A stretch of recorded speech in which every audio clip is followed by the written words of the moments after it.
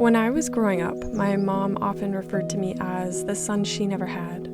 For years, I heard this sentiment echoed in reference to my behavior or how I looked. It was never malicious. She was often endearing even. But eventually, I embraced the label because I thought it made me special somehow. I have a sister 10 years older than me, who in my mind was always a strong example of how a girl should be. Excessively pretty, confident, outgoing. From an early age, this image of her and the image of myself that was being presented to me were polar opposites. It didn't take long before I adopted the tomboy aesthetic and attitude, which turned into avoiding thinking, feeling, or becoming anything that seemed too feminine. The implication being that there was something wrong with being feminine. When I was about 11, I attracted my first bully. It was a boy who I upset by rejecting his prepubescent romantic advances. Of the many horrible things this boy said and did to me, there was a common theme of attacking my appearance and who I was as a person, attacking my self-expression as a girl. I can't even count the amount of times I was told that I was ugly, hideous, my clothes were awful, my hair sucked, everything I did was stupid, etc. That probably sounds really tame and petty, and it is. It's definitely not something that I'm still holding on to, but I bring it up because for a girl just beginning to go through puberty who already had a lot of self-esteem issues, this was the beginning of the downfall of not only the state of my mental health, but also the connection to my femininity. And it didn't get any easier as I got older. When I was 15, turning 16, I was assaulted. At the time, this person was a trusted mentor and grandfather teacher figure who I looked up to immensely. Of course, this was extremely traumatic and it completely destroyed me in so many different ways. It removed any capacity I had for forming meaningful connections with other people, in friendships, in my family, romantically, but more importantly, it destroyed my capacity for building a relationship with myself and with my femininity. For years after this event, I couldn't get myself to a place where I felt that I was either safe or comfortable in my own skin. My concept of what it meant to be a young girl, fated to become a woman, was a negative one. Through these experiences and many others, I had learned that it meant being in danger. It meant being threatened, degraded, and put down so horribly that over the years I really, truly believed that I would never learn to love or accept myself, or feel confident in embracing my femininity. For my entire adolescence and into my early college years, my self-esteem was so horrible that I really felt in my gut that I was going to be alone for my entire life, that I truly was ugly or hideous or stupid and just a general waste of space and air. Anytime I felt I took a step closer to overcoming these hurdles, all it would take was a look in the mirror and somehow I would just spiral so far backwards that I never thought I would get out of it.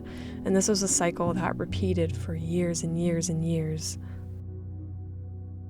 What I want to talk about is how I've been able to heal my relationship with my femininity and reclaim it for myself. This is very scary and personal to me, and I'm still going through it. My journey isn't done yet. But I also want to share why I think this is so important and worth talking about. The discussions surrounding bringing more feminine energy back into the world and the way the world is run and how people make decisions and how people foster their relationships to self and other people seems to be picking up over the last few years, and that's really important. But something else that I think needs to be discussed as well is the balancing of masculine and feminine energies. That's definitely something for another video, but I think it needs to be thought about as more and more people focus on healing themselves and society through their feminine energy, because masculine energy and men deserve healing too.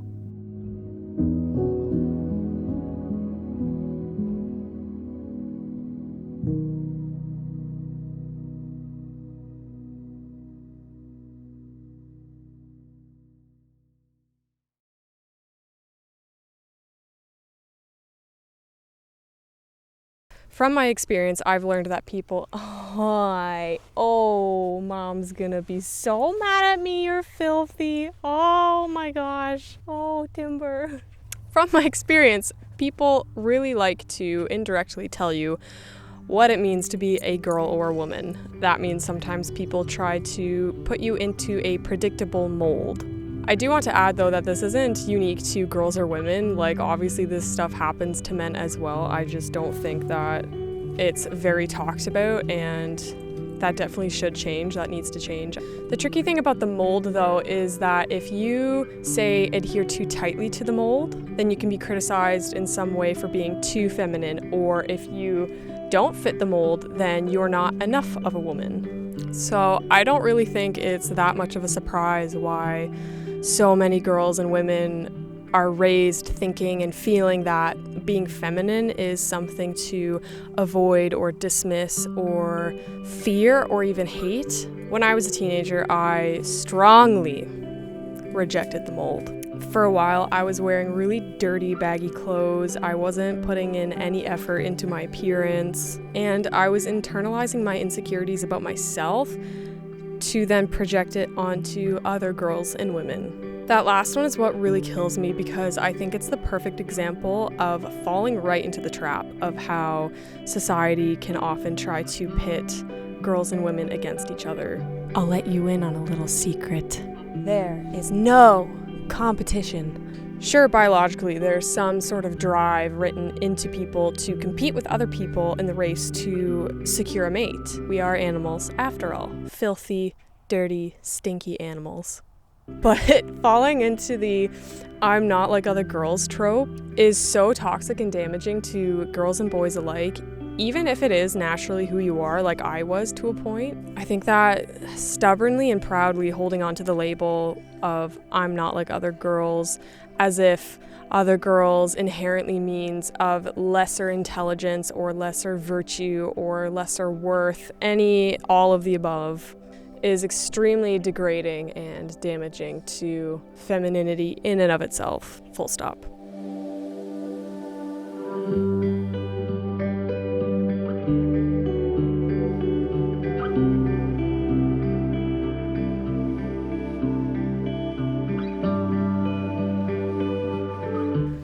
Damn, that sound is harsh.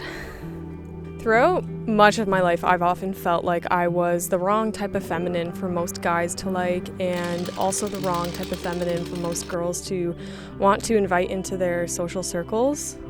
This impacted my ability to form a healthy idea to me, not to anybody else, but for myself, of what it meant to be a young woman and who I really was within that. All of these subtle messages over the years really did work their way into my subconscious mind and skewed my view on how I view other women and how I view myself. And I know I'm not the only one who's realized that there seems to be this widespread messaging that the more masculine traits a girl or a woman holds, the more interesting and worthy of respect she is. This really, really played with my head when I was growing up, and it really hasn't been until this last year that I've been growing out of this mentality and actually appreciating all of the different forms of femininity that exist. I want to be able to respect and admire women who are hyper-feminine in particular, or hyper-masculine, or anything in between. But I never used to think like that. I used to think that I had to be and I had to align myself with other girls who were also on that tomboy side of things, because that's what seemed to be acceptable to the wider world. In my mind, girls who were more feminine had to be avoided at all costs, and I never actually questioned why. It was just this gut feeling that those weren't the people that I wanted to be around or that I should be around. Or at the extreme end, at times I thought that these girls were a very threat to my existence as another girl because I wasn't like them. So I was told by other people. And I never actually stopped to question if that was really true or not. Obviously it was to some extent, but that doesn't mean that I also don't have traits and qualities that these other girls have as well, and vice versa. Like, there's so much divide that gets placed on us, I think, externally by this widespread societal messaging that I've been talking about. And it really sucks that there's so many girls that grow up within that, and it takes time to grow out of it. Something that I think is so interesting related to all of this is the concept of toxic femininity. What it is, what it looks like, where it comes from, how it affects people. I think that our society puts so much pressure on toxic masculinity and how it's the sole reason for all of the bad things that exist in the world, and obviously there is some truth to that. But I don't totally understand why toxic femininity goes so unnoticed and ignored or dismissed or just waved off.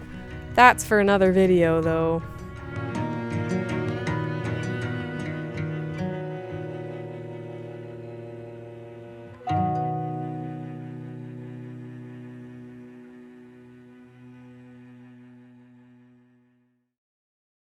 So once I wrapped my head around all of this, how did I actually get out of the I'm not like other girls mindset? The first thing I had to do was get comfortable in my own skin. I had to learn what feels good to me and how I feel confident in my self-expression as a young woman. I stopped trying to force myself into any molds, and this includes the son that my mother never had, flip-flopping between trying to find some sort of femininity in myself when I was a teenager and going too far off the other end, and really shedding that whole tomboy attitude and aesthetic that can at times really cling to that I'm not like other girls ideology, which obviously not all girls do, that's not what I'm saying, but they can oftentimes go hand in hand. In doing this, I allowed my feminine spirit to show herself for who she really is, and that's been a very hard thing for me to do, but it feels so good. I no longer view other women as people to fear or people to distance myself from, and that feels better than anything. I've been holding space for other women to be who they really are and honor them for their expression of self, whatever that may be. There's something really special about going through this with other women at the same time who have also had very similar life experiences and attempts to break out of that societal messaging that so many of us deal with when we're growing up. And like I said, it's not just women or girls. I really want people to think about, when we talk about these kinds of things, that men are just affected by this kind of thing. It's just that it's less talked about. I envision a day when all of us, men and women, can truly honor and respect each other for all of our differences and similarities.